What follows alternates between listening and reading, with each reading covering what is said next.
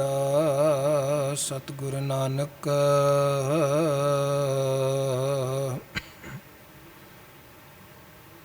ਜਿਨ ਕਲ ਰਾਖੀ ਮੇਰੀ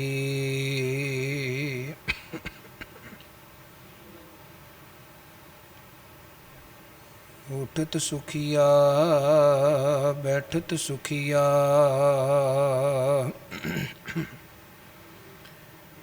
ਭਉ ਨਹੀਂ ਲਾਗੈ ਜਾਂ ਐਸੇ ਬੁਝੀਆ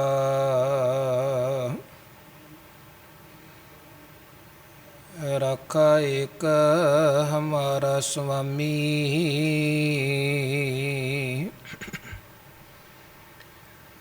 ਸਗਲ ਕਟਾਂ ਕਾ ਅੰਤਰਜਾਮੀ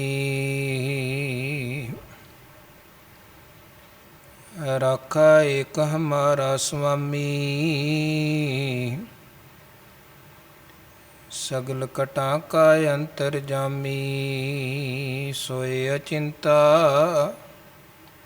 ਜਾਗ ਅਚਿੰਤਾ ਜਹਾਂ ਕਹਾਂ ਪ੍ਰਭ ਤੂੰ ਵਰਤੰਤਾ ਘਰ ਸੁਖ ਵਸਿਆ ਬਾਹਰ ਸੁਖ ਪਾਇਆ ਕਉ ਨਾਨਕ ਗੁਰਮੰਤਰ ਦਿਰੜਾਇਆ ਘਰ ਸੁਖ ਵਸਿਆ ਬਾਹਰ ਸੁਖ ਪਾਇਆ ਕਹੋ ਨਾਨਕ ਗੁਰਮੰਤਰ ਦਿਰੜਾਇਆ ਤੁਮਰੀ ਸ਼ਰਨ ਤੁਮਾਰੀ ਆਸਾ ਤੁਮਹੀ ਸਜਣ ਸੁਹੇਲੇ ਰਾਖੋ ਰਾਖਣ ਹਰ ਦਿਆਲਾ ਨਾਨਕ ਘਰ ਕੇ ਗੋਲੇ ਰਾਖੋ ਰਾਖਣ ਹਰ ਦਿਆਲਾ ਨਾਨਕ ਕਰਕੇ ਗੋਲੇ ਕਵਨ ਵਡਾਈ ਕਹਿ ਸਕੂੰ ਬੇਅੰਤ ਗੁਣੀਤਾ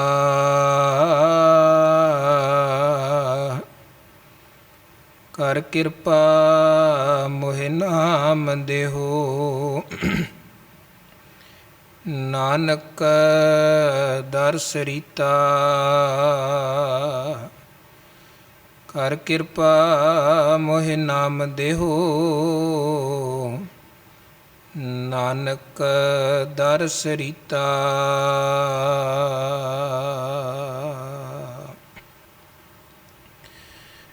ਜੁਗੋ ਜੁਗ ਅਟਲ ਸਤਿਗੁਰੂ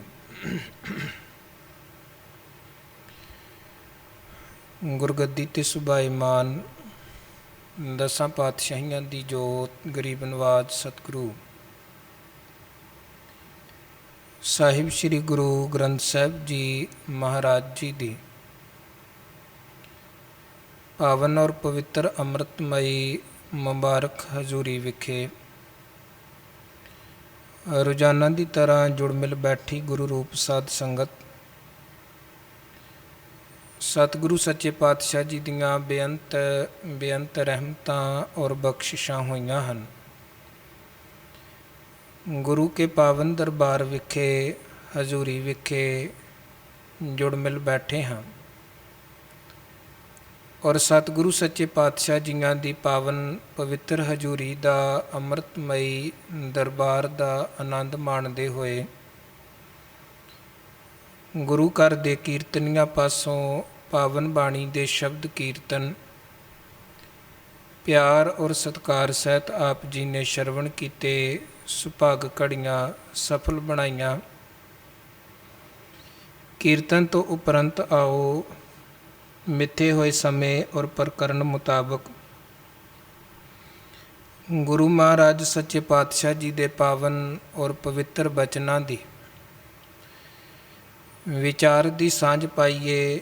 ਵਿਚਾਰ ਆਰੰਭਣ ਤੋਂ ਪਹਿਲਾਂ ਸਰਬੰਸ ਦਾਨੀ ਅੰਮ੍ਰਿਤ ਦੇ ਦਾਤੇ ਸਾਹਿਬੇ ਕਮਾਲ ਗੁਰੂ ਗੋਬਿੰਦ ਸਿੰਘ ਸਾਹਿਬ ਜੀ ਵੱਲੋਂ ਬਖਸ਼ਿਸ਼ ਕੀਤੀ ਹੋਈ ਫਤਿਹ ਪ੍ਰਵਾਨ ਕਰੋ। ਕੋਈ ਰਸਨਾ ਵਾਂਝੀ ਨਾ ਰਵੇ। ਪਿਆਰ ਸਤਿਕਾਰ ਸਹਿਤ ਆਖੋ ਜੀ ਵਾਹਿਗੁਰੂ ਜੀ ਕਾ ਖਾਲਸਾ ਵਾਹਿਗੁਰੂ ਜੀ ਕੀ ਫਤਿਹ।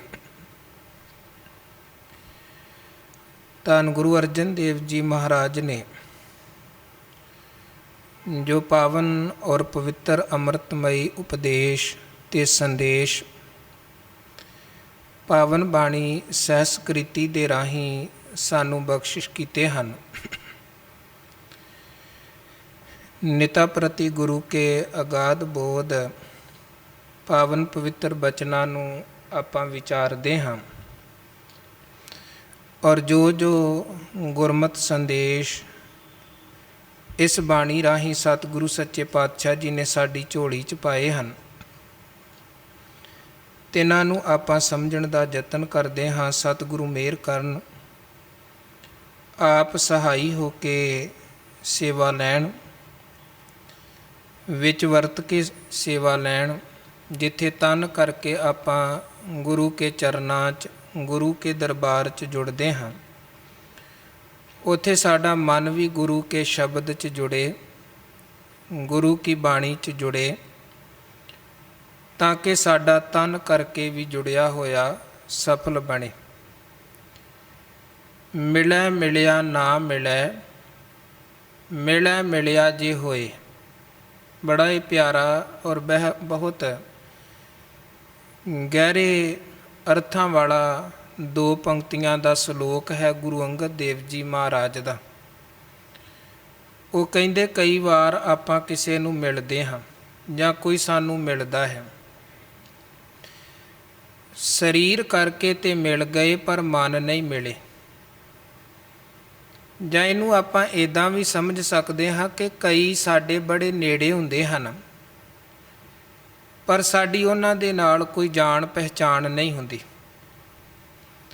ਜਿਸ ਕਰਕੇ ਆਪਾਂ ਸਧਾਰਨ ਪੰਜਾਬੀ ਭਾਸ਼ਾ 'ਚ ਕਹਿ ਦਿੰਦੇ ਹਾਂ ਇਹ ਕੋਈ ਦੂਰ ਦਾ ਲੱਗਦਾ ਹੈ। ਹੁਣ ਹੈ ਉਹ ਸਾਡੇ ਕੋਲ ਖਲੋਤਾ, ਕੋਲ ਬੈਠਾ, ਕੋਲ ਹੀ ਵਿਚਰ ਰਿਹਾ ਹੈ, ਪਰ ਉਹਨੂੰ ਆਪਾਂ ਦੂਰ ਦਾ ਕਹਿੰਦੇ ਹਾਂ। ਕਾਰਨ ਕੀ ਹੈ? ਉਹਦੇ ਨਾਲ ਸਾਡੀ ਕੋਈ ਜਾਣ ਪਛਾਣ ਨਹੀਂ ਹੈ, ਕੋਈ ਸਾਂਝ ਨਹੀਂ ਹੈ, ਕੋਈ ਮਿਲਵਰਤਨ ਨਹੀਂ ਹੈ, ਨੇੜਤਾ ਨਹੀਂ ਹੈ। ਅਤੇ ਕਈ ਬਹੁਤ ਦੂਰ ਹੁੰਦੇ ਹਨ, ਕਿਸੇ ਜਗ੍ਹਾ 'ਤੇ ਉਹਨਾਂ ਦੀ ਗੱਲ ਚੱਲ ਪਵੇ, ਆਪਾਂ ਕਹਿੰਦੇ ਜੀ ਉਹ ਸਾਡੇ ਨੇੜੇ ਦਾ ਹੈ, ਹਾਲਾਂਕਿ ਉਹ ਸਾਡੇ ਨੇੜੇ ਨਹੀਂ ਹੈ, ਦੂਰ ਹੈ। ਪਰ ਕਿਉਂਕਿ ਅੰਦਰ ਤੋਂ ਪਿਆਰ ਮੁਹੱਬਤ ਦੀ ਇੱਕ ਸਾਡੀ ਉਹਦੇ ਨਾਲ ਸਾਂਝ ਹੈ, ਸੋ ਇਸ ਕਰਕੇ ਆਪਾਂ ਕਹਿੰਦੇ ਉਹ ਸਾਡੇ ਨੇੜੇ ਦਾ ਹੈ। ਗੁਰੂ ਅੰਗਦ ਦੇਵ ਮਹਾਰਾਜ ਕਹਿੰਦੇ ਮਿਲੈ ਮਿਲਿਆ ਨਾ ਮਿਲੈ। ਕਈ ਵਾਰ ਮਿਲ ਕੇ ਵੀ ਬੰਦਾ ਮਿਲਦਾ ਨਹੀਂ ਹੈ। ਮਿਲੈ ਮਿਲਿਆ ਜੇ ਹੋਏ, ਬਾਹਰੋਂ ਕਹਿ ਰਹੇ ਹਨ ਮਿਲਿਆ ਹੈ। ਕਈ ਵਾਰ ਜਿਹੜੇ ਇੱਕ ਦੂਜੇ ਦੇ ਨਾਲ ਨਹੀਂ ਬੋਲਦੇ ਹਨ, ਮਨ ਕਰਕੇ ਬੜੀ ਦੂਰ ਹਨ, ਕਿਸੇ ਜਗ੍ਹਾ 4 ਬੰਦਿਆਂ 'ਚ ਉਹ ਵੀ ਹੱਥ ਮਿਲਾ ਲੈਂਦੇ ਨੇ, ਨਮਸਤੇ ਸਲਾਮ ਦੁਆ ਕਰ ਲੈਂਦੇ ਨੇ, ਪਰ ਮਿਲਦੇ ਥੋੜ੍ਹਾ ਹਨ, ਹੁੰਦਾ ਤੇ ਫਾਸਲਾ ਹੀ ਹੈ। ਮਹਾਰਾਜ ਕਹਿੰਦੇ ਅੰਤਰ ਆਤਮੈ ਜੋ ਮਿਲੈ, ਮਿਲਿਆ ਕਈ ਐਸੋਏ। ਜਿਹੜਾ ਅੰਦਰ ਤੋਂ ਮਿਲ ਗਿਆ, ਜਿਹੜਾ ਅੰਦਰ ਤੋਂ ਜੁੜ ਗਿਆ, ਉਹ ਅਸਲ ਦੇ ਵਿੱਚ ਜੁੜਿਆ ਹੈ। ਇਸੇ ਤਰ੍ਹਾਂ ਗੁਰੂ ਕੇ ਦਰਬਾਰ 'ਚ ਆਉਣ ਵਾਲੇ ਸਤ ਸੰਗੀ ਸਰੋਤੇ, ਹਾਜ਼ਰੀ ਭਰਨ ਵਾਲੇ ਗੁਰੂ ਕੇ ਦਰਬਾਰ ਦੀ ਅਨੇਕਾਂ ਪ੍ਰਕਾਰ ਦੇ ਹਨ। ਕਈ ਤਰ੍ਹਾਂ, ਕਈ ਤਨ ਕਰਕੇ ਹਾਜ਼ਰੀ ਭਰਦੇ ਨੇ, ਕਈ ਮਨ ਕਰਕੇ ਹਾਜ਼ਰੀ ਭਰਦੇ ਹਨ। ਕਈਆਂ ਦੀ ਤਨ ਦੀ ਹਾਜ਼ਰੀ ਵੀ ਬੜੀ ਦੌੜਦਿਆਂ ਦੌੜਦਿਆਂ ਹੁੰਦੀ ਹੈ ਕਿ ਬਸ ਹੱਥ ਲਾਇਆ ਅਤੇ ਪਿਛਾਂਹ ਨੂੰ ਦੌੜਨ ਦੀ ਕੀਤੀ।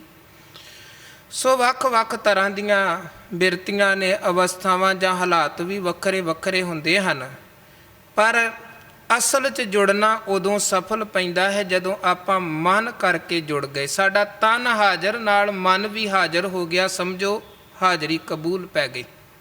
ਸੋ ਗੁਰੂ ਕਿਰਪਾ ਕਰੇ, ਕਿਉਂਕਿ ਜਿਹੜੀ ਬਾਣੀ ਦੀ ਆਪਾਂ ਵਿਚਾਰ ਕਰ ਰਹੇ ਹਾਂ, ਇਹ ਬਾਣੀ ਐਸੀ ਹੈ ਕਿ ਮਨ ਹਾਜ਼ਰ ਹੋਵੇਗਾ ਤੇ ਸਮਝ ਪਏਗੀ, ਨਹੀਂ ਤੇ ਗੱਲ ਹੋ ਸਕਦਾ ਉੱਪਰੋਂ ਹੀ ਲੰਘ ਜਾਏ, ਪਕੜ 'ਚ ਹੀ ਨਾ ਆਵੇ। ਸੋ ਜਿੱਥੇ ਤਨ ਕਰਕੇ ਜੁੜੇ ਗੁਰੂ ਰਹਿਮਤ ਕਰਨ, ਮਨ ਵੀ ਜੁੜੇ ਤੇ ਗੁਰੂ ਕੇ ਉਪਦੇਸ਼ ਦੀ ਸਮਝ ਪਵੇ। ਸਤਿਗੁਰੂ ਗੁਰੂ ਅਰਜਨ ਦੇਵ ਜੀ ਮਹਾਰਾਜ ਵੱਲੋਂ ਉਚਾਰਨ ਕੀਤੀ ਹੋਈ ਇਹ ਪਾਵਨ ਬਾਣੀ ਸਹਿਸਕ੍ਰਿਤੀ, ਇਹਦੇ 33 ਸ਼ਲੋਕਾਂ ਤੱਕ ਦੀ ਵਿਚਾਰ ਦੀ ਸਾਂਝ ਪਿਛਲੇਰਿਆਂ ਦੀਵਾਨਾਂ 'ਚ ਆਪਾਂ ਪਾਈ ਹੈ। ਕੱਲ੍ਹ ਆਪਾਂ ਵਿਚਾਰ ਜਿੱਥੋਂ ਸੰਕੋਚੀ ਸੀ, ਮਹਾਰਾਜ ਸੱਚੇ ਪਾਤਸ਼ਾਹ ਕਹਿੰਦੇ ਜਿਹੜਾ ਪ੍ਰਾਣੀ ਗੁਰੂ ਦੇ ਉਪਦੇਸ਼ ਤੋਂ ਸੱਖਣਾ ਹੈ, ਤ੍ਰਿਗ ਤੇ ਫਿਟਕਾਰ ਯੋਗ ਹੈ ਉਹਦਾ ਜੀਵਨ, ਪਸ਼ੂ ਤੋਂ ਵੱਧ ਕੇ ਉਹ ਕੁਝ ਨਹੀਂ ਹੈ। ਕੂਕਰ ਹੈ, ਸ਼ੂਕਰ ਹੈ, ਗਰਦ ਬੈ, ਕਾਕੈ, ਸਰਪਨੈ, ਤੁਲ ਖਲੈ, ਇਹ ਜਾਨਵਰਾਂ ਦੇ ਨਾਮ ਸਤਿਗੁਰੂ ਸੱਚੇ ਪਾਤਸ਼ਾਹ ਜੀ ਨੇ ਵਰਣਨ ਕੀਤੇ। ਜਿਵੇਂ ਗੁਰੂ ਅਰਜਨ ਸਾਹਿਬ ਕਹਿੰਦੇ ਹੈ ਉਹ ਸਰੀਰ ਕਰਕੇ ਮਨੁੱਖੀ ਹੈ, ਪਰ ਅੰਦਰੋਂ ਕਰਮਾਂ ਤੇ ਕਰਤੂਤ ਕਰਕੇ ਪਸ਼ੂ ਹੈ।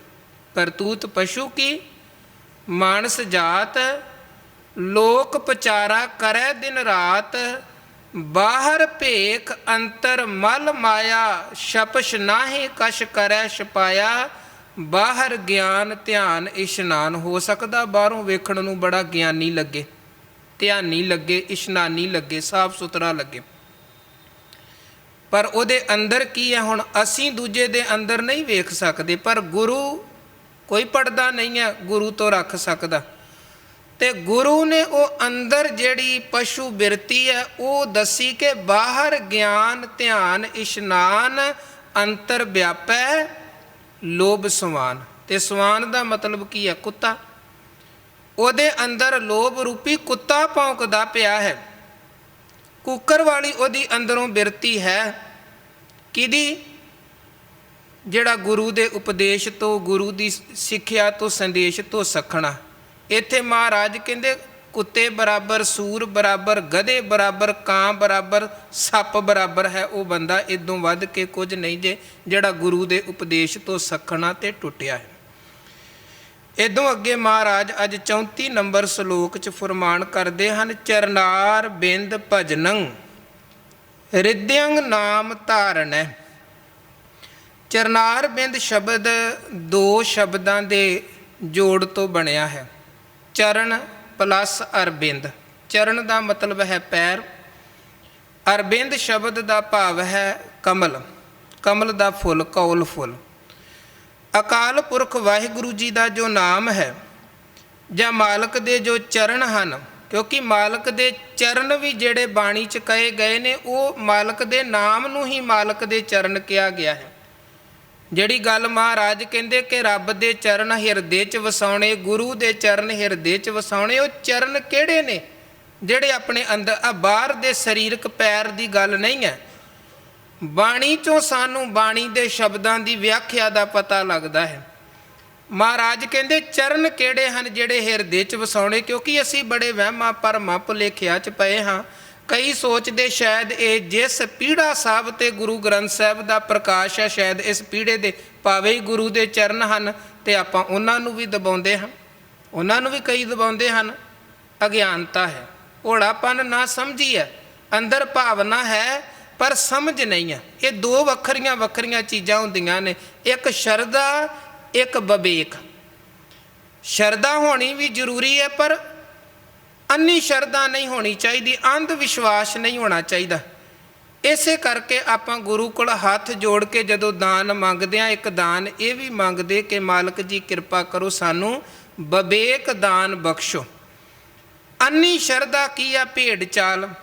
ਇੱਕ ਚੱਲ ਰਿਹਾ, ਉਹਦੇ ਪਿੱਛੇ ਪਿੱਛੇ ਬਾਕੀ ਚੱਲੀ ਜਾ ਰਹੇ ਨੇ, ਪਤਾ ਨਹੀਂ ਹੈ ਕਿੱਧਰ ਨੂੰ ਜਾਣਾ ਕੀ ਹੈ ਪਰ ਚੱਲੀ ਜਾ ਰਹੇ ਨੇ। ਪਰ ਵਿਵੇਕੀ ਪੁਰਖ ਫਿਰ ਭੇਡਾਂ ਦੀ ਤਰ੍ਹਾਂ ਪਿੱਛੇ ਲੱਗ ਕੇ ਨਹੀਂ ਜੇ ਚੱਲਦਾ।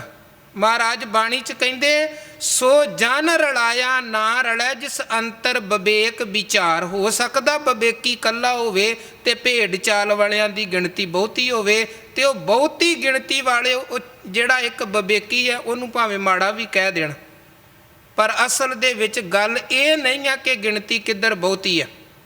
ਕਿਉਂਕਿ ਅੱਜ ਦਾ ਜਿਹੜਾ ਸਾਡਾ ਸਮਾਜ ਹੈ ਜਾਂ ਸਾਡੀ ਰਾਜਨੀਤੀ ਵੀ ਹੈ, ਇਹ ਗਿਣਤੀਆਂ ਮਿਣਤੀਆਂ ਦੇ ਚੱਕਰਾਂ 'ਚ ਹੀ ਖੇਡ ਬਣ ਕੇ ਰਹਿ ਗਈ ਹੈ। ਤੇ ਜਿਵੇਂ ਕਹਿੰਦੇ ਹਨ ਕਿ ਡੈਮੋਕ੍ਰੇਸੀ ਦੇ ਵਿੱਚ ਕੀ ਹੈ, ਇੱਥੇ 101 ਗਧੇ 100 ਅਰਬੀ ਘੋੜਿਆਂ ਦੇ ਉੱਪਰ ਰਾਜ ਕਰਦੇ ਹਨ। ਅਰਬੀ ਘੋੜੇ ਨੇ ਉੱਚ ਕੋਟੀ ਦੇ ਜਿਹੜੇ ਘੋੜੇ ਹੁੰਦੇ ਹਨ, ਤੇ ਗਧੇ ਤੇ ਆਪਾਂ ਜਾਣਦੇ ਹੀ ਹਾਂ। ਹੁਣ ਕਹਿੰਦੇ 101 ਗਧੇ 100 ਅਰਬੀ ਘੋੜਿਆਂ ਦੇ ਉੱਤੇ ਰਾਜ ਕਰਦੇ ਨੇ। ਕਾਰਨ ਕੀ ਆ? ਕਿਉਂਕਿ ਉਹਨਾਂ ਦੀ ਇੱਕ ਵੋਟ ਬਹੁਤੀ ਹੈ। ਉਹ 101 ਨੇ, ਸਿਆਣੇ 100 ਨੇ ਤੇ ਕਮਲੇ 101 ਨੇ।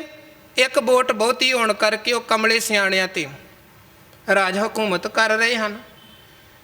ਸੋ ਕਹਿਣ ਦਾ ਭਾਵ ਕਿ ਗੱਲ ਇਹ ਨਹੀਂ ਹੈ ਗਿਣਤੀ ਕਿੱਧਰ ਬਹੁਤੀ ਹੈ, ਗਿਣਤੀ ਕਿੱਧਰ ਘੱਟ ਹੈ। ਗੱਲ ਇਹ ਹੈ ਵਿਵੇਕਤਾ ਕਿੱਧਰ ਹੈ, ਅਸ਼ਰਦਾ ਅਗਿਆਨਤਾ ਕਿੱਧਰ ਹੈ। ਮਹਾਰਾਜ ਕਹਿੰਦੇ ਜਿਹੜੇ ਕੇਵਲ ਅੰਧ ਵਿਸ਼ਵਾਸ 'ਚ ਬੱਝੇ ਹਨ ਉਹ ਤੇ ਬਿਨਾਂ ਸੋਚਿਆਂ ਸਮਝਿਆਂ ਪਿੱਛੇ ਲੱਗ ਤੁਰਦੇ ਹਨ। ਪਰ ਸੋ ਜਨ ਰਲਾਇਆ ਨਾ ਰਲੇ ਜਿਸ ਅੰਤਰ ਵਿਵੇਕ ਵਿਚਾਰ, ਜਿਹਦੇ ਅੰਦਰ ਵਿਵੇਕਤਾ ਹੈ ਉਹ ਫਿਰ ਇੱਦਾਂ ਭੇਡ ਚਾਲ ਨਹੀਂ ਚੱਲਦਾ ਹੈ, ਉਹ ਵਿਚਾਰ ਕੇ ਸਮਝ ਕੇ ਚੱਲਦਾ ਹੈ। ਤੇ ਗੁਰੂ ਨੇ ਸਾਨੂੰ ਵਿਚਾਰ ਦੀ ਦਾਤ ਇਸੇ ਕਰਕੇ ਬਖਸ਼ੀ ਹੈ ਕਿ ਸਿੱਖ ਨੇ ਇੱਦਾਂ ਅੰਧ ਵਿਸ਼ਵਾਸੀ ਨਹੀਂ ਬਣਨਾ।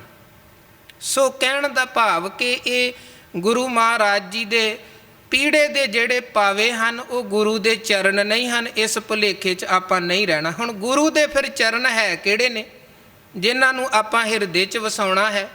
ਉਹ ਗੁਰੂ ਕੀ ਬਾਣੀ 'ਚੋਂ ਹੀ ਪਤਾ ਲੱਗਦਾ ਹੈ। ਮਹਾਰਾਜ ਸੱਚੇ ਪਾਤਸ਼ਾਹ ਕਹਿੰਦੇ ਹਿਰਦੈ ਚਰਨ, ਅੰਦਰ ਗੁਰੂ ਦੇ ਚਰਨ ਵਸਾਓ। ਪਰ ਚਰਨ ਕਿਹੜੇ? ਹਿਰਦੈ ਚਰਨ ਸ਼ਬਦ ਸਤਿਗੁਰ ਕੋ ਨਾਨਕ ਬਾਂਧਿਓ ਪਾਲ।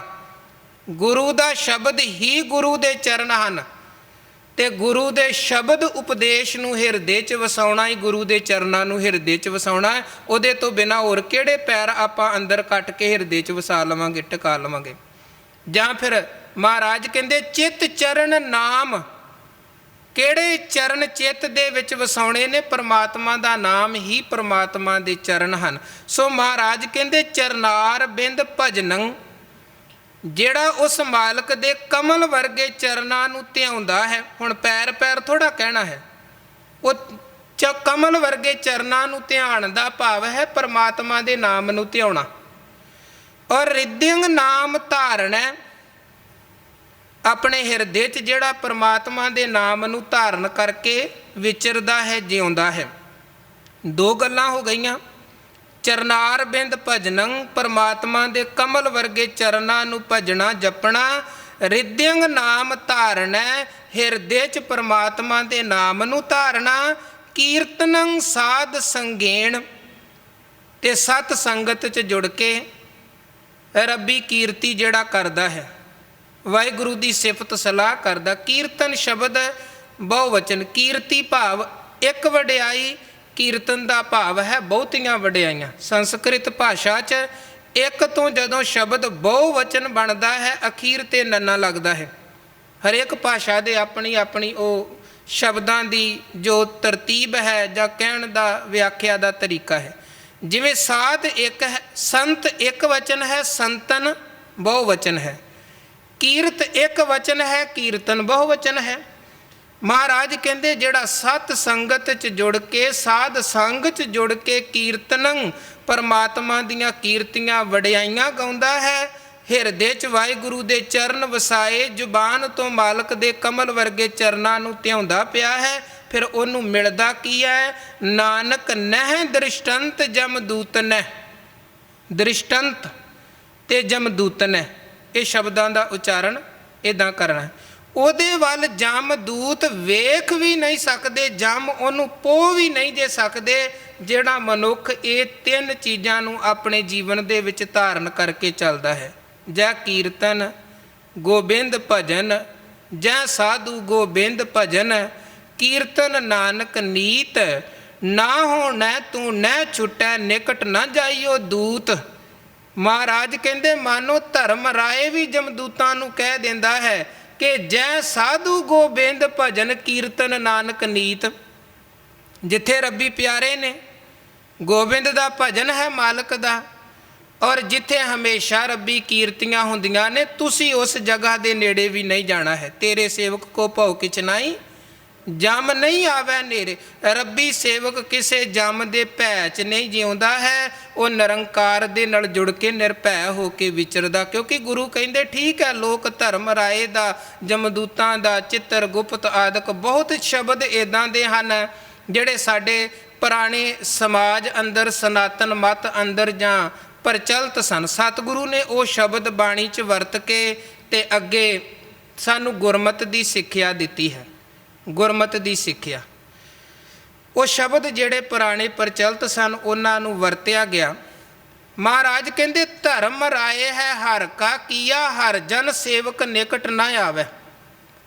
ਧਰਮ ਰਾਏ ਵੀ ਮਾਨੋ ਰੱਬ ਦਾ ਹੀ ਕੀਤਾ ਹੋਇਆ ਹੈ, ਤੇ ਜਿਹੜਾ ਸਿੱਧਾ ਰੱਬ ਦੇ ਨਾਲ ਜੁੜ ਗਿਆ ਫਿਰ ਕਿਸੇ ਦੀ ਹਿੰਮਤ ਨਹੀਂ ਪੈਂਦੀ ਹੈ ਕੋਈ ਧਰਮ ਰਾਏ ਕੋਈ ਜਮਦੂਤ ਉਹਦੇ ਨੇੜੇ ਵੀ ਪਹੁੰਚ ਸਕੇ। ਹੁਣ ਜਿਹਦੀ ਸਿੱਧੀ ਉੱਪਰ ਵਾਲੇ ਵੱਡੇ DGP ਦੇ ਨਾਲ ਹੋਵੇ ਮਿੱਤਰਤਾ, ਤੇ ਛੋਟੇ ਮੋਟੇ ਸਿਪਾਹੀਆਂ ਦੀ ਕੀ ਹਿੰਮਤ ਹੈ ਕਿ ਉਹਨੂੰ ਜਾ ਕੇ ਪੁੱਛ ਲੈਣ, ਕਿਉਂਕਿ ਉਹਦੀ ਤੇ ਸਿੱਧੀ ਉੱਤੇ ਤੱਕ ਪਹੁੰਚ ਹੈ।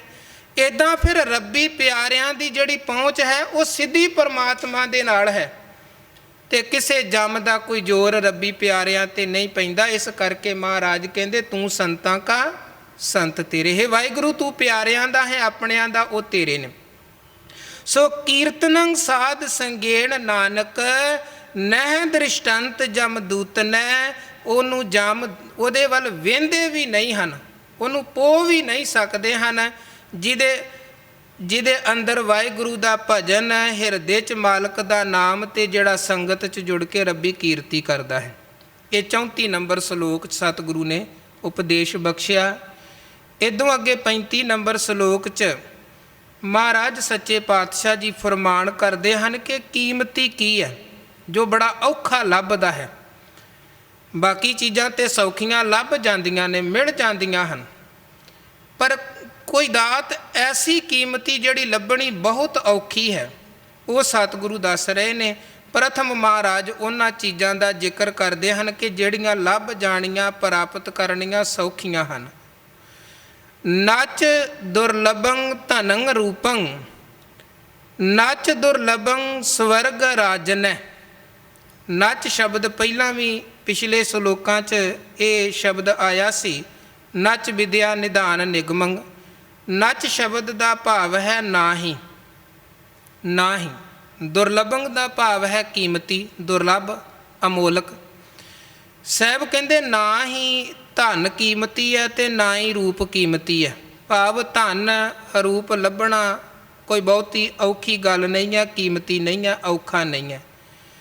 ਨਚ ਦੁਰਲਭੰ ਸਵਰਗ ਰਾਜਨੈ, ਇਹ ਸੱਸੇ ਦੇ ਪੈਰ 'ਚ ਵਾਵਾ ਲੱਗਿਆ ਹੋਇਆ ਹੈ। ਤੇ ਗੁਰੂ ਕਹਿੰਦੇ ਸਵਰਗਾਂ ਦਾ ਰਾਜ ਵੀ ਲੱਭਣਾ ਕੋਈ ਔਖਾ ਨਹੀਂ ਹੈ, ਸਵਰਗਾਂ ਵਰਗਾ ਜੀਵਨ ਬਣਾ ਲੈਣਾ ਵੀ ਕੋਈ ਔਖਾ ਨਹੀਂ ਹੈ। ਬਾਹਰ ਦੇ ਮਾਹੌਲ ਅਨੁਕੂਲ ਬਣ ਜਾਣ। ਵਿਚਾਰਵਾਨ 4 ਚੀਜ਼ਾਂ ਦੀ ਗੱਲ ਕਰਦੇ ਨੇ, ਕਹਿੰਦੇ ਅੱਗੇ ਦੀ ਸਵਰਗ ਦੀ ਗੱਲ ਨਾ ਕਰੋ, ਇੱਥੇ ਦੇ ਸਵਰਗ ਦੀ ਗੱਲ ਕਰੋ। ਜੇ 4 ਚੀਜ਼ਾਂ ਕਿਸੇ ਨੂੰ ਮਿਲ ਜਾਣ ਉਹ ਬੰਦੇ ਦਾ ਘਰ ਹੀ ਸਵਰਗ ਹੈ। ਆਮ ਸੰਸਾਰੀ ਬਾਹਰ ਦੇ ਵਿਚਾਰਵਾਨ 4 ਚੀਜ਼ਾਂ ਦੀ ਗੱਲ ਕਹਿੰਦੇ ਹਨ। ਉਹ ਕਹਿੰਦੇ ਆਗਿਆਕਾਰੀ ਸੁੱਤ, ਮਿੱਠ ਬੋਲੜੀ ਨਾਰ, ਧਨ ਆਪਣਾ ਸੰਤੋਖ ਮਨ, ਇਹ 4 ਸਵਰਗ ਸੰਸਾਰ। ਔਲਾਦ ਹੋਵੇ ਆਗਿਆਕਾਰੀ, ਪਤੀ ਹੈ ਪਤਨੀ ਹੈ ਮਿੱਠ ਬੋਲੜੇ ਹੋਣ, ਦੋਵਾਂ ਦਾ ਆਪਸ ਦੇ ਵਿੱਚ ਪਿਆਰ ਹੋਵੇ, ਇਤਫਾਕ ਹੋਵੇ। ਖਰਚਣ ਵਰਚਣ ਦੇ ਲਈ 4 ਟਕੇ ਘਰ ਮੌਜੂਦ ਹੋਣ ਤੇ ਮਨ ਸਬਰ ਸੰਤੋਖ ਵਾਲਾ ਹੋਵੇ, ਜਿੰਨੇ ਹਨ ਉਹਨਾਂ 'ਚ ਸਬਰ ਹੋਵੇ। 4 ਚੀਜ਼ਾਂ ਹੋ ਗਈਆਂ, ਔਲਾਦ ਆਗਿਆਕਾਰੀ, ਪਤੀ ਪਤਨੀ ਆਪਸੀ ਪਿਆਰ ਮੁਹੱਬਤ ਵਾਲੇ, ਮਿੱਠ ਬੋਲੜੀ ਘਰ ਵਾਲੀ ਜਾਂ ਮਿੱਠ ਬੋਲੜਾ ਪਤੀ, ਧਨ ਕੋਲ ਹੈ ਲੋੜ ਮੁਤਾਬਕ, ਮਨ 'ਚ ਸੰਤੋਖ ਹੈ। ਇਹ 4 ਸਵਰਗ ਸੰਸਾਰ, ਇਹ ਬਾਹਰੀ ਸੰਸਾਰੀ ਲੋਕਾਂ ਦੀ ਖੇਡ। ਗੁਰੂ ਨੇ ਅੱਗੇ ਨਾਲ ਨਾਮ ਦੀ ਗੱਲ ਵੀ ਕੀਤੀ ਹੈ ਕਿ ਜੇ ਬੰਦਗੀ ਹੈ, ਇਬਾਦਤ ਹੈ, ਤੇ ਜਿਹੜੇ ਘਰ 'ਚ ਰੱਬ ਨੂੰ ਜਪਿਆ ਜਾਂਦਾ ਉਹ ਘਰ ਕਿਸੇ ਸਵਰਗ ਤੋਂ ਘੱਟ ਨਹੀਂ ਹੈ, ਤੇ ਜਿਹੜੇ ਘਰ 'ਚ ਰੱਬ ਹੀ ਯਾਦ ਨਹੀਂ ਕੀਤਾ ਜਾਂਦਾ ਉਹ ਘਰ ਕਿਸੇ ਨਰਕ ਤੋਂ ਘੱਟ ਨਹੀਂ ਹੈ, ਮੜੀਆਂ ਕਬਰਾਂ ਤੋਂ ਘੱਟ ਨਹੀਂ ਹੈ। ਕਬੀਰ ਜਾਂ ਕਰ ਸਾਧ ਨਾ ਸੇਵੀਐ, ਹਰ ਕੀ ਪੂਜਾ ਨਾਹੀ, ਸੇ ਘਰ ਮਰਹਟ ਸਾਰਖੇ ਭੂਤ ਵਸੇ ਤਿਨ ਮਾਹੇ। ਉਹ ਕਹਿੰਦੇ ਉਹ ਘਰ ਭੂਤਾਂ ਪ੍ਰੇਤਾਂ ਦਾ ਵਾਸਾ ਹੀ ਸਮਝੋ, ਘਰ ਦੇ ਜਿੰਨੇ ਜੀ ਨੇ ਉਹ ਭੂਤ ਪ੍ਰੇਤ ਹੀ ਸਮਝੋ, ਜਿਨ੍ਹਾਂ ਨੂੰ ਨਾ ਰੱਬ ਚੇਤੇ, ਨਾ ਆਪਸੀ ਪ੍ਰੇਮ ਇਤਫਾਕ ਹੈ, ਨਾ ਔਲਾਦ ਬਾਪੂ ਦਾ ਮੰਨਦੀ, ਨਾ ਬਾਪੂ ਔਲਾਦ ਦਾ ਮੰਨਦਾ। ਹਰ ਵਕਤ ਝਗੜਾ ਕਰਦਿਆਂ ਆਨ ਦਿਨ ਗੁਜ਼ਰੇ, ਜਿਹੜੇ ਘਰ 'ਚ ਸਵੇਰ ਚੜ੍ਹਨ ਤੋਂ ਲੈ ਕੇ ਰਾਤੀ ਆਥਣ ਸੂਰਜ ਡੁੱਬਣ ਤੱਕ ਝਗੜੇ ਹੀ ਚੱਲਦੇ ਰਹਿਣ, ਤੇ ਘਰ ਦੇ ਜੀਆਂ ਨੂੰ ਇੱਕ ਦੂਜੇ ਤੇ ਵਿਸ਼ਵਾਸ ਭਰੋਸਾ ਨਾ ਹੋਵੇ, ਉਦੋਂ ਵੱਡਾ ਨਰਕ ਹੋਰ ਕਿਹੜਾ ਹੈ। ਜਿਹੜੇ ਇੱਕ ਦੂਜੇ ਨੂੰ ਆਪਣੇ ਨਹੀਂ ਬਗਾਨੇ ਹੀ ਸਮਝਦੇ ਹੋਣ। सो महाराज सच्चे पातशाह कहते धन लभना औखा नहीं है, रूप लभना औखा नहीं है, स्वर्गां दा राज लभना भी औखा नहीं है। नच दुर्लभं भोजनं व्यंजनं, नच दुर्लभं स्वश अंबरै। भोजनं व्यंजनं का भाव है बहुत तरह के स्वादिष्ट पकवान, भोजन खाण वाले तरह तरह के पदार्थ। नच दुर्लभंग, कोई प्राप्त करने बहुते औखे नहीं हैं। थोड़ी हिम्मत थोड़ी मेहनत बंदा करदा तरह तरह के पकवान पा लैंदा है चार टके कमा के। क्योंकि कल भी आप गल कीती सी, उद्यमी बंदे दे घर च कोई चीज़ का घाटा नहीं रहिंदा। उदो साहे क्या निशानी तोट ना आवे अन्नी, उहदे घर अन्न धन का कोई घाटा नहीं जिहड़ा उद्यम करदा मेहनत करदा है। सो महाराज कहते तरह तरह के पकवान हासिल करने भी कोई बहुत ही वड्डी गल नहीं जे। और स्वच्छ अंबर है, पहनण दे लई साफ सुथरे सोहणे कपड़े। नच दुर्लभंग, उन्होंने हासिल करना भी गुरु अर्जन साहब कहते कोई बहुता औखा नहीं है, वो भी मिल जाते हैं। नच दुर्लभंग सुत मित्र भरात बांधव, नच दुर्लभंग बनता बिलासै। इसे तरह बनता भाव पत्नी और पुत्र मित्र भरा संबंधी आदक गुरु कहते इन्हों भी प्राप्त करना कोई बहुता औखा नहीं है। बच्चा जमदा है, कोई माँ है, कोई पिता है, भरा है, मामे ताए चाचे रिश्तेदारियां अपने आप ही बन गई, कोई औखा नहीं है। सो महाराज कहते ये चीज़ां भी हासिल करनियां औखियां नहीं। नच दुर्लभं विद्या प्रवीणं, नच दुर्लभं चतुर चंचल है। फिर विद्या च प्रवीण होना भी चंगा, ज्ञान हासिल करना भी कोई बहुता औखा नहीं है। बंदा थोड़ी मेहनत करे तो अपने आप फिर वो विद्या ज्ञानवान हो जाता है। तो बहुतियां चतुराइयां चलाकियां नूं प्राप्त करना, एन चतुर चलाक होना भी कोई औखा नहीं है। बंदा समाज का माहौल ही इदां दा है कि बंदा अपने आप ही चलाकियां सिख जाता, सिखाउण की लोड़ ही नहीं पैंदी। चंगियाई सीखनी पैंदी है, बुराइयां ते बंदा अपने आप ही सिख जाता है। चोरियां करनियां बच्चे नूं कोई सिखाउंदा थोड़ा है, किसे सिखाइयां थोड़ा सानू। ठगियां किदां मारनियां, झूठ किदां बोलना है, किदां गल होर दी होर बनाउणी है, निंदिया किदां करनी, चुगली किदां करनी, कोई क्लासां थोड़ा सानू लवाउणियां पैंदियां ने। किसी जगह ते पढ़ाई थोड़ा करनी पैंदी है जी मैनू निंदिया करनी सिखाओ, चुगली करनी सिखाओ, झूठ बोलना सिखाओ, गुनाह करना सिखाओ। हुण गुनाहगार आपां वेंदे आ, क्रिमिनल बंदे ऐसा ऐसा क्राइम करते हैं कि वड्डे तो वड्डे भी हैरान हो जाते हैं।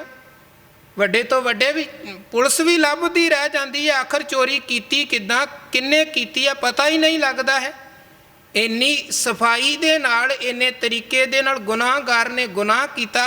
हुण किसी जगह उन्हें किसी यूनीवर्सिटी च गुनाह करन दी PhD थोड़ा कीती हुंदी है, मास्टरी थोड़ा कीती है, बंदा सिख गया बस इदां ही।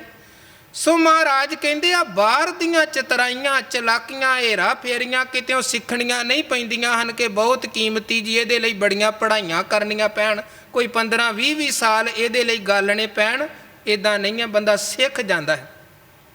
नच दुर्लभंग चतुर चंचल है। महाराज कहते ये चतुरता चंचलता ही हेरा फेरी कोई औखी नहीं है, लोग सिख जाते हासिल कर लेंदे हन। सो ये चीज़ां ते महाराज कहते औखियां नहीं ने पाउणियां, पर औखा की है जिहड़ा लभना बड़ा औखा, जिंदगी लंघ जाती है बंदा लभ नहीं पाउंदा, उन्होंने हासिल नहीं हुंदा है। दुर्लभंग एक भगवान नामै नानक लभदियंग साध संग किरपा प्रभंग। ये शब्द लभदियंग पढ़ना है तो दे सिहारी लगी हुई है, ऐड़ा अगे लगा के फिर उहदे उपर टिप्पी लगाउणी है। लभदियंग कृपा प्रभंग साहब कहते दुर्लभंग एक भगवान नाम है। सब तो कीमती की है परमात्मा का नाम, वाहिगुरू की इबादत।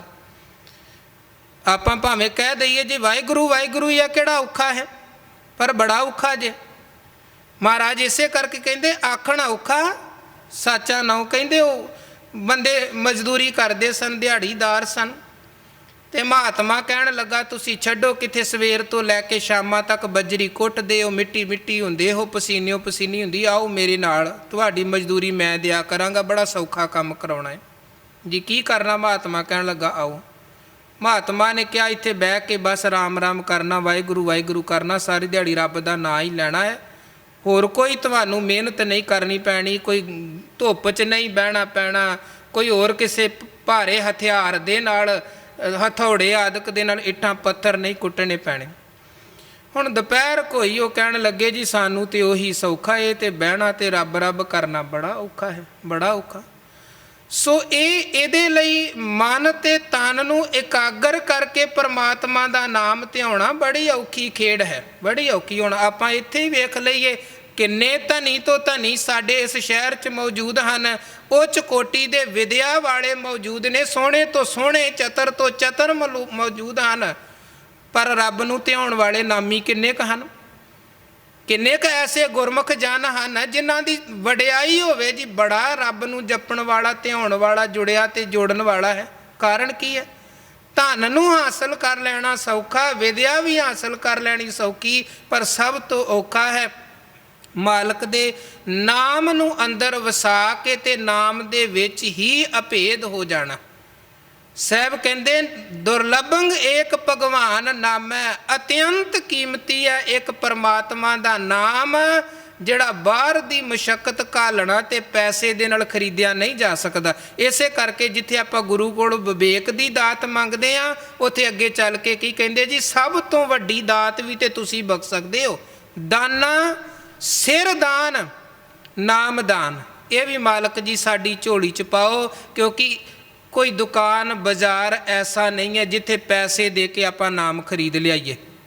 ਕੋਈ ਦੁਕਾਨ ਬਾਜ਼ਾਰ, ਹਾਂ ਠੱਗਣ ਵਾਲੇ ਬੈਠੇ ਹੋਣ, ਤੇ ਮਹਾਰਾਜ ਨੇ ਉਹਨਾਂ ਬਾਰੇ ਵੀ ਕਿਹਾ ਹੈ ਕਿ ਧ੍ਰਿਗ ਤਿੰਨਾਂ ਦਾ ਜੀਵਿਆ ਜੇ ਲਿਖ ਲਿਖ ਵੇਚੈ ਨਾਉ, ਕਿਉਂਕਿ ਠੱਗੀਆਂ ਧਰਮ ਦੇ ਨਾਂ 'ਤੇ ਜਿੰਨੀਆਂ ਚੱਲਦੀਆਂ ਨੇ, ਗੱਲ ਕਹਿਣੋਂ ਹੀ ਪਰੇ ਹੈ। ਬਹੁਤ ਠੱਗ ਬੈਠੇ ਹੋਏ ਨੇ ਜਿਹੜੇ ਬਸ ਕਹਿੰਦੇ ਅੱਖਾਂ ਬੰਦ ਕਰ ਤੇ ਮੈਂ ਤੇਰੇ ਕੰਨ 'ਚ 2 ਅੱਖਰ ਬੋਲਾਂਗਾ, ਕੰਨਾ ਮੰਨਾ ਕੁਰ, ਤੇ ਤੂੰ ਮੇਰਾ ਚੇਲਾ ਤੇ ਮੈਂ ਤੇਰਾ ਗੁਰੂ, ਅੱਗੇ ਕੁਝ ਨਹੀਂ, ਬਸ ਠੀਕ ਹੈ, ਪੈਸੇ ਦਿਓ ਤੇ ਜਾਓ, ਮਿਲਣਾ ਕੁਝ ਨਹੀਂ ਹੈ। ਸੋ ਇੱਦਾਂ ਦੀਆਂ ਠੱਗੀਆਂ ਬੜੀਆਂ, ਪਰ ਮਹਾਰਾਜ ਸੱਚੇ ਪਾਤਸ਼ਾਹ ਕਹਿੰਦੇ ਵਾਹਿਗੁਰੂ ਦਾ ਨਾਮ ਇੱਦਾਂ ਦੁਕਾਨਾਂ ਬਾਜ਼ਾਰਾਂ ਤੋਂ ਖਰੀਦਿਆ ਨਹੀਂ ਮਿਲਦਾ। ਇਹ ਨਾਮ ਕਿੱਥੋਂ ਮਿਲਦਾ ਹੈ? ਨਾਨਕ ਲਬਦਿਅੰਗ ਸਾਧ ਸੰਗ, ਸਤ ਸੰਗਤ 'ਚ ਜੁੜ ਕੇ ਲੱਭਦਾ ਹੈ। ਤੇ ਇੱਦਾਂ ਨਹੀਂ ਕਿ ਸਾਰਿਆਂ ਨੂੰ ਹੀ ਲੱਭ ਗਿਆ, ਕਿਹਨਾਂ ਨੂੰ ਲੱਭਦਾ ਹੈ? ਕਿਰਪਾ ਪ੍ਰਭੰ, ਸਤ ਸੰਗਤ 'ਚ ਜੁੜ ਕੇ ਜਿਨ੍ਹਾਂ ਤੇ ਵਾਹਿਗੁਰੂ ਦੀ ਕਿਰਪਾ ਵਰਤ ਗਈ, ਉਹ ਨਾਮ ਦੀ ਦਾਤ ਦੇ ਧਾਰਨੀ ਬਣ ਜਾਂਦੇ ਨੇ। ਉਹਨਾਂ ਦੇ ਤੇ ਗੁਰਮੁਖ ਰੋਮ ਰੋਮ ਹਰ ਧਿਆਵੇ ਵਾਲੀ ਅਵਸਥਾ ਬਣਦੀ ਹੈ, ਜਿਨ੍ਹਾਂ ਤੇ ਵਾਹਿਗੁਰੂ ਦੀ ਕਿਰਪਾ ਵਰਤ ਗਈ। ਹੁਣ ਅਸੀਂ ਸੰਗਤ 'ਚ ਜੁੜ ਸਕਦੇ ਹਾਂ। ਵੇਖੋ ਜਿੱਥੋਂ ਤੱਕ ਸਾਡਾ ਉਦਮ ਹੈ, ਅੱਗੇ ਕਿਰਪਾ ਵਰਤਾਉਣੀ ਤੇ ਉਹ ਦਾਤੇ ਦੇ ਹੱਥ ਦੀ ਖੇਡ ਹੈ, ਉਹ ਆਪਾਂ ਜ਼ਬਰਦਸਤੀ ਕਿਰਪਾ ਲੈ ਨਹੀਂ ਸਕਦੇ ਹਾਂ। ਪਰ ਹਾਂ ਜਿਹੜੇ ਈਮਾਨ ਦੇ ਨਾਲ ਉਦਮ ਕਰਕੇ ਇੱਕ ਮਨ ਇੱਕ ਚਿੱਤ ਹੋ ਕੇ ਧਿਆਉਂਦੇ ਨੇ, ਉਹਨਾਂ ਤੇ ਕਿਰਪਾ ਵੀ ਜ਼ਰੂਰ ਵਾਹਿਗੁਰੂ ਦੀ ਵਰਤਦੀ ਹੈ, ਕਿਉਂਕਿ ਮਾਲਕ ਦਾ ਇਹ ਬਿਰਧ ਹੈ ਕਿ ਉਹ ਸਾਡੀ ਘਾਲੀ ਹੋਈ ਤਿਲ ਮਾਤਰ ਘਾਲਣਾ ਵੀ ਵਿਅਰਥ ਨਹੀਂ ਜੇ ਜਾਣ ਦਿੰਦਾ। ਜੇ ਆਪਾਂ ਈਮਾਨ ਦੇ ਨਾਲ ਘਾਲਣਾ ਘਾਲੀ ਆ, ਇੱਕ ਤਿਲ ਨਹੀਂ ਭੰਨੈ ਘਾਲ ਹੈ, ਇਹ ਉਸ ਵੱਡੇ ਦੀ ਵਡਿਆਈ ਹੈ। ਸੋ ਮਹਾਰਾਜ ਇਸ ਸਲੋਕ ਰਾਹੀਂ ਕਹਿੰਦੇ ਸਭ ਤੋਂ ਅਮੋਲਕ ਜੇ ਵਾਹਿਗੁਰੂ ਜੀ ਦਾ ਨਾਮ, ਉਹ ਨਾਮ ਦੀ ਦਾਤ ਮਿਲਦੀ ਕਿੱਥੋਂ ਹੈ? ਸਤ ਸੰਗਤ 'ਚ ਜੁੜ ਕੇ ਵਾਹਿਗੁਰੂ ਦੀ ਕਿਰਪਾ ਸਦਕਾ। ਜਿਹਨੂੰ ਆਪ ਤਰੁੱਠ ਕੇ ਉਹ ਬਖਸ਼ੇ, ਉਹਨੂੰ ਇਹ ਦਾਤ ਮਿਲਦੀ ਹੈ।